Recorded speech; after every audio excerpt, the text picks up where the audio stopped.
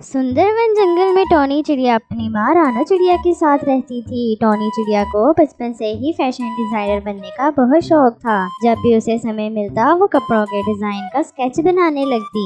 माँ ये देखो ना, मैंने कितना अच्छा स्केच बनाया है। अरे वाह बिटिया, तूने तो बहुत अच्छा स्केच बनाया है, लेकिन तूने अपने ही पढ़ाई पर भी ध्यान देना है। मैं तुझे एक बड़ी ऑफिसर बनाना चाहती हूँ और तेरी परीक्षा भी होने वाली है और तू ये स्केच बनाने में लगी हुई है। माँ मुझे स्केचिंग करना अच्छा लगता है। मैं पढ़ाई के साथ साथ फैशन डिजाइनिंग भी सीखना चाहती हूँ। आप मेरा दाखिला किसी फैशन डिजाइनर स्कूल में करवा दो ना। अच्छा बिटिया, तेरा इतना ही मन है, मैं तेरा दाखिला किसी डिजाइनिंग सेंटर में करवा देती हूँ। अगले दिन रानो चिड़िया टॉनी का दाखिला फैशन डिजाइनिंग सेंटर में करवा देती है। अब टॉनी पढ़ाई के साथ साथ फैशन डिजाइनिंग मन लगाकर सीखने लगती है। कुछ दिनों में टॉनी के स्कूल की पढ़ाई कंप्लीट हो जाती है। एक दिन रानो की सहेली हरी तोती उसके घर आती है। अरे रानो कहाँ है, जल्दी से दरवाजा खोल। हरी तोती रानो के घर के अंदर जाती है। आंटी माँ घर पर नहीं है, पड़ोस में गई है। आप बैठिए, मैं उन्हें बुला कर लाती हूँ। अरे तुम टोनी हो ना, कितनी बड़ी हो गई हो। जब मैंने तुझे देखा था उस समय तू बहुत छोटी थी। पहचाना मुझे? मैं तेरी आंटी हूँ। अब तू जाकर अपनी माँ को बुला ला।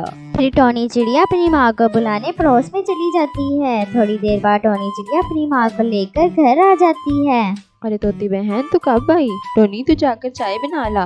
फिर रानो चिड़िया हरी तोती से बातें करने लगती है। हरी तोती रानो से कहती है, रानो तेरी बेटी टोनी तो बहुत प्यारी है। मैं उसे अपने घर की बहू बनाना चाहती हूँ। मेरा बेटा आकाश डॉक्टर है और उसके लिए मुझे तेरी बेटी जैसी संस्कारी बहू चाहिए। तेरी बेटी मुझे बहुत पसंद आई है। क्या तुझे इस रिश्ते से कोई इतराज तो नहीं? नहीं नहीं हरी तोती, ये तुम कैसी बातें कर रही हो? मुझे इस रिश्ते से कोई इतराज नहीं है। मैं लाख कोशिश करके भी इतना अच्छा रिश्ता नहीं ढूंढ पाती। जल्द ही टॉनी चिड़िया और आकाश की शादी हो जाती है। शादी के कुछ दिन बाद ही टॉनी चिड़िया एक बच्चे की माँ बन जाती है। ससुराल में सभी लोग इससे बहुत खुश थे। एक दिन आकाश टॉनी चिड़िया से कहता है, टोनी आज ऑफिस में कुछ ज्यादा ही काम है। मैं रात को देर से लौटूंगा, तो मेरा इंतजार मत करना। इतना कहकर आकाश वहाँ से चला जाता है। लेकिन थोड़ी देर बाद कालू कौवा उड़ता हुआ टॉनी चिड़िया के घर आता है। गजब हो गया टोनी बहन, गजब हो गया। आकाश जब अपने ऑफिस जा रहा था तब एक बाज ने उस पर हमला कर दिया, जिसमें उसकी मौत हो गई। इतना सुनते ही टॉनी चिड़िया फूट फूट कर रोने लगती है।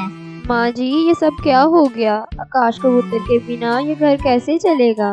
टोनी तो हिम्मत मत हार, ऊपर वाले की मर्जी के आगे किसी की कुछ नहीं चलती। इस तरह कुछ दिन गुजर जाते हैं। टोनी चिड़िया अपना दुख भुलाकर फैशन डिजाइनिंग सेंटर में बच्चियों को डिजाइनिंग और स्केच बनाना सिखाने लगती है। इस तरह टोनी के घर का खर्चा चलने लगता है और वो खुशी खुशी रहने लगती है। इनके गांव में टोनी नाम की बहुत ही सुंदर चिड़िया रहती थी। उसका बाप खेतों में मजदूरी करके अपना गुजारा करता था। एक दिन टोनी की माँ उससे कहती है, टोनी तू क्या सुबह सुबह यहाँ आम के खेतों में आ जाती है? घर के कामों में मेरा हाथ बटाया कर। हाँ माँ, मुझे मीठे रसीले आम बहुत ही स्वादिष्ट लगते हैं। बस ये आम मुझे यहाँ खींच लाते हैं। थोड़ा बहुत घर का काम भी सीख ले। अच्छा ना मेरी प्यारी माँ, चिंता न कर, सारा काम सीख लूंगी। टोनी को आम खाना और आम के खेतों में काम करना बहुत अच्छा लगता था। एक दिन शहर से आकाश नाम का मीर पक्षी गांव घूमने आता है। अरे वाह, कितना ब्यूटीफुल विलेज है। हर तरफ हरियाली की हरियाली, जहाँ देखो खेत ही खेत। तभी आकाश की नजर टोनी पर पड़ती है। टोनी को देखते ही आकाश को उससे प्यार हो जाता है। आकाश घर जाकर अपनी माँ से कहता है, माँ मुझे गांव में एक चिड़िया पसंद आई है, मैं उसी से ही शादी करूंगा। आकाश गांव की चिड़िया से तू कैसे शादी कर सकता है? गांव के लोग हमारे स्टैंडर्ड के नहीं होते। बेटा हमने तुझे इतना पढ़ाया लिखाया है, अब तो गुआर चिड़िया से शादी करेगा? अपने स्टैंडर्ड का तो सोच जरा। आकाश की माँ उसे बहुत समझाती है, लेकिन आकाश नहीं समझता। माँ अब बस मेरी शादी उस प्रीति चिड़िया से करवा दे, नहीं तो मैं सारी जिंदगी शादी नहीं करूंगा। देख ले बेटा, गांव के लोग दहेज में कुछ नहीं देते। ओ माय डियर मॉम, मुझे दहेज में चाहिए भी कुछ नहीं। हमारे घर में भला किसी चीज की कमी है? सब कुछ तो है। अच्छा ठीक है, तो इतना कह ही रहा है तो तेरी करवा दूंगी शादी उस गांव की चिड़िया से। शिल्पा अपने बेटे आकाश का रिश्ता लेकर टोनी के घर जाती है और टोनी की माँ से कहती है, हम टोनी के लिए अपने बेटे का रिश्ता लेकर आए हैं। शिल्पा बहन, हमारे पास देने के लिए कुछ भी नहीं है, लेकिन अगर फिर भी आप रिश्ता करना चाहती हैं तो हमें कोई एतराज नहीं। बहन, हमारे बेटे को टोनी बहुत पसंद है, इसलिए हम यहाँ आए हैं। टोनी की शादी आकाश से हो जाती है। टोनी की माँ उसे दहेज में आम का खेत देती है। शहर जाते ही शिल्पा की सहेलियाँ टोनी को देखने आती हैं। शिल्पा, एक बात तो कहूँगी, बहू तो बहुत सुंदर ढूंढ के लाई है। दहेज में क्या लेकर आई है तेरी बहू? सुना है आम का खेत लाई है। मेरी बहू तो बहुत अच्छी है, गांव की है तो क्या हुआ, तुम लोग तो फालतू की बातें करती रहती हो।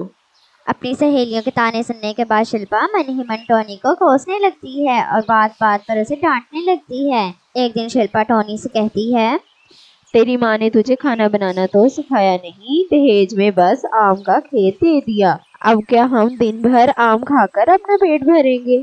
माँ आप इतना गुस्सा क्यों करती हो? मैं अभी खाना तैयार कर देती हूँ।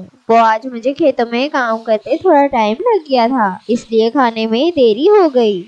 तेरे बहाने तो हमेशा ही तैयार रहते हैं, जैसे बहाने तैयार रखती है वैसे काम भी कर लिया कर। ठीक है माँ जी, आगे से ध्यान रखूंगी। फिर एक दिन शिल्पा अपनी सहेलियों को खाने पर घर बुलाती है। एक सहेली शिल्पा से कहती है, अरे शिल्पा, तुम्हारी बहू कहाँ है? मैं अभी उसे बुलाती हूँ। शिल्पा उसे आवाज लगाती है, लेकिन टोनी घर पर नहीं होती। फिर कुछ देर बाद टोनी आम से भरी टोकरी लेकर आती है। देखो, आ गई तुम्हारी गांव की गवार बहू। कहाँ घूम रही थी टोनी? माँ जी, कहीं नहीं, खेतों में ताजा ताजा आम लगे थे, बस वही उतार कर आ रही हूँ। हाँ, आम भी कोई खाने की चीज है बहू? हम शहर के लोग पिज्जा बर्गर खाते हैं, आम तो तुम जैसे गवार ही खाते हैं। शिल्पा को बहुत ही गुस्सा आता है और टोनी से कहती है, अब जल्दी से जाकर खाना बना। जी माँ जी, अभी बनाती हूँ। ये कहकर टोनी खाना बनाने में लग जाती है। थोड़ी देर बाद शिल्पा की सहेलियाँ खाना खाकर चली जाती हैं। उनके जाते ही शिल्पा टोनी को खरी खोटी सुनाने लगती हैं। तूने मेरी सहेलियों के सामने मेरी खूब बेइज्जती करवाई है। आज के बाद मैं तुम्हें आम के खेतों में नहीं जाने दूंगी और ना ही अब से इस घर में आम आएंगे। नहीं माँ जी, ऐसा ना करें, इस तरह खेत सूख जाएगा। खेत सूखता है तो सूख जाए, मुझे नहीं परवाह कोई। अब जाकर कोई काम कर, गवार कहेगी। आकाश के बहुत समझाने पर भी शिल्पा नहीं मानती। फिर कुछ दिन बाद शिल्पा की तबीयत बहुत खराब हो जाती है। आकाश शिल्पा को लेकर हॉस्पिटल जाता है। डॉक्टर शिल्पा का चेकअप करके आकाश को बताता है, तुम्हारी माँ को कैंसर हो गया है, इनका इलाज जल्दी ही शुरू करना पड़ेगा और तुम्हें इनकी सेहत का अच्छे से ध्यान रखना पड़ेगा और जितना हो सके इन्हें ताज़ा आम खिलाइए ताकि इनकी जान बच जाए। हाँ हाँ, आम का तो हमारा खेत है। ये तो बहुत ही अच्छा हो गया, इनको ज्यादा से ज्यादा आम खिलाइए। ठीक है डॉक्टर साहब। टोनी रोज अपनी सास को ताज़ा आम खिलाती और खूब सेवा करती। इस तरह कुछ ही दिनों में शिल्पा बिल्कुल ठीक हो जाती है और टोनी से कहती है, टोनी, तू मुझे माफ कर दो, मैंने तुम्हें कितना बुरा भला कहा। अगर तुम ना होती तो मैं मर जाती। ये तो मेरा फर्ज था माँ जी। अब से हम मिलकर खेत में काम करेंगे और खूब आम खाएंगे और आम बेचकर हम पैसे भी कमा सकते हैं। ये सुनकर टोनी बहुत ही खुश हो जाती है और अपने परिवार के साथ खुशी खुशी रहने लगती है।